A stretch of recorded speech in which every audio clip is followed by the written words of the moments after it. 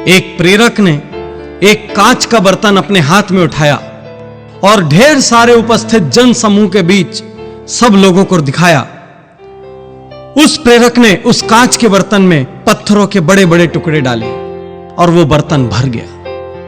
प्रेरक ने उपस्थित लोगों से पूछा, क्या इस बर्तन में कुछ और आने की जगह है? उपस्थित लोगों ने जवाब दिया, नहीं, इसमें कुछ भी और नहीं आ सकता क्योंकि ये पूरा भर चुका है। प्रेरक ने कुछ नहीं कहा। प्रेरक ने छोटे आकार के कंकड़ उठाए और बर्तन में डालना शुरू किया। धीरे धीरे ढेर सारे कंकड़ उस कांच के बर्तन में पत्थरों के बीच अपनी जगह लेते चले गए। फिर से प्रेरक ने पूछा, क्या अब इन कंकड़ों के बाद और कुछ इस बर्तन में आ सकता है? अधिकांश ने जवाब दिया, नहीं, अब तो बिल्कुल भी गुंजाइश नहीं है, यह 100% भर चुका है। प्रेरक ने फिर से उस कांच के बर्तन को उठाया और उसमें रेत डालने लगा। थोड़ा बर्तन को हिलाया तो ढेर सारी रेत उन बड़े पत्थरों और छोटे पत्थरों के बीच की खाली जगह में भर गई। सारे उपस्थित लोगों के चेहरे उतर चुके थे, वो सब निरुत्तर थे। प्रेरक ने अंतिम बार फिर से कहा, क्या अब भी इसके अंदर कुछ आ सकता है? अब सारे लोग पूरी ताकत से कहने लगे, नहीं, भले ही अब तक हम गलत रहे हो, लेकिन अब तो हम गारंटी से कह सकते हैं कि इसमें कुछ भी नहीं आ सकता। प्रेरक ने फिर से कहा, मित्रों, सामान्य सोच से एक आध कदम आगे जाकर सोचोगे तो ही उत्तर मिलेगा। क्या फिर से अब इस बर्तन में और कुछ आ सकता है?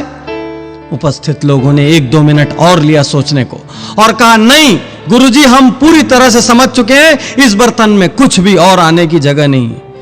प्रेरक ने कोई जवाब नहीं दिया। चुपचाप पानी से भरा एक जग उठाया और उस कांच के बर्तन में पानी डालना शुरू किया। वह पानी बड़े पत्थर, छोटे पत्थर तथा रेत के बीच धीरे धीरे अपनी जगह बनाता चला गया। कुछ पानी उस रेत ने सोख लिया और धीरे धीरे उस बर्तन में ढेर सारा पानी आ गया। सारे उपस्थित लोग निरुत्तर थे।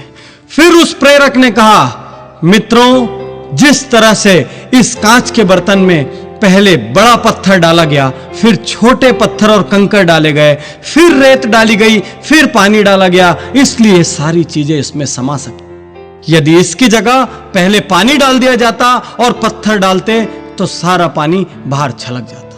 यदि पहले रेत डाल दी जाती तो रेत से यह बर्तन भर जाता और इसमें बड़े पत्थर आने के लिए कोई जगह नहीं बचती। कहने का अर्थ यह कि यदि जीवन में कुछ पाना है तो हम सब के पास उतना ही समय है और उतने ही संसाधन है, दिन में सिर्फ 24 घंटे।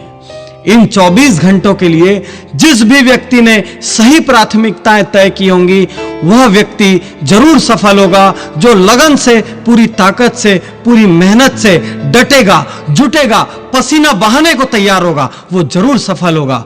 लेकिन जिसकी प्राथमिकताएं गलत होगी, उस व्यक्ति की सफलता के बारे में मैं बिल्कुल भी आश्वस्त नहीं। तो सबसे पहले आपको सोचने की जरूरत है कि जीवन में इस वक्त आपकी प्राथमिकताएं सही है कि नहीं।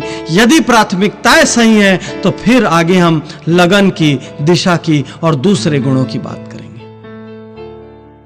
यहां पर यह भी जरूरी है कि आप अब तक जहां भी हो, अब तक आपने जितनी भी असफलताएं झेली हो, अब तक संसार ने आपको जो भी लेबल दिया हो, उन सारे लेबलों को आप भूल जाएं और एक नई शुरुआत करने को तैयार हो। भले ही आपकी उम्र 30 साल हो, 40 साल हो या 50 साल हो, भले ही आपने आज तक कोई महत्वपूर्ण सफलता अर्जित की हो या ना की हो, फिर भी इसका अर्थ यह नहीं कि आप आगे सफल नहीं हो सकते।